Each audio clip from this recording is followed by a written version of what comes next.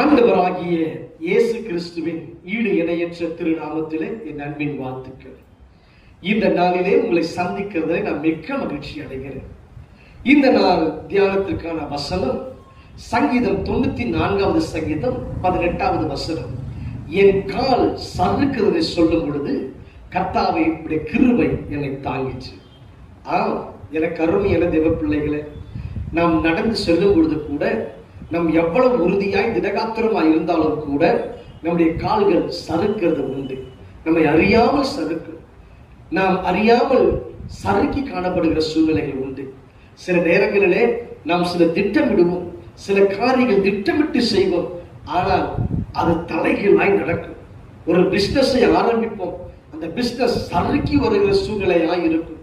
அது அப்படியே தோல்வியில போய் முடிகிறதா இருக்கும். நமக்குள்ள பலவிதமான கேள்விகள். எனக்கு அருமையான தேவ பிள்ளையே, அப்படிதான் இன்றைக்கு உட்கார்ந்து கொண்டிருக்கிறாய். அறிந்து கொள், உன்னை காப்பது அவருடைய கிருபை. அறிந்து கொள் தேவ ஜனமே, என் கால் சறுக்குதல் சொல்லும் பொழுது அவருடைய கிருபை உன்னை தாங்குகிறதாக இருக்கிறது. நான் உங்களுக்காக ஜெபிக்கட்டுமா? நாம் ஜெபிப்போம். மகா இரக்கமும் கிருபையும் நிறைந்த நல்ல ஆண்டவரே, என் கால் சறுக்குதல் சொல்லும் பொழுது கர்த்தாவே உடைய கிருபை என்னை தாங்கிட்டு என்று வேதம் சொல்லுகிறது.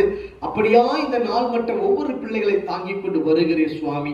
ஐயா தேவரீர் ஆண்டவரப்பா, தோல்வியின் பாதையில கடந்து போன பிள்ளைகள், ஐயோ எங்கள் வாழ்க்கையில் எல்லாமே நஷ்டமா இருக்கிறது, எல்லாமே தோல்வியா இருக்கிறது, எல்லாமே சமமா இருக்கிறது சொல்லுகிற பிள்ளைகளை நாங்கள் நினைக்கிறோம் ஆண்டவரே. ஐயா அவர்களுடைய கிருபை தாங்குகிறபடியினாலே நாங்கள் நன்றி செலுத்துகிறோம் அப்பா.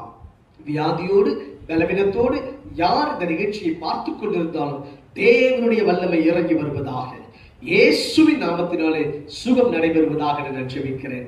உன்னதர் இயேசுவின் நாமத்தில் ஜெபிக்கிறேன் நல்ல பிதாவே. ஆமென், ஆமென். God bless you. கர்த்தர் உங்களை ஆசீர்வதிப்பாராக.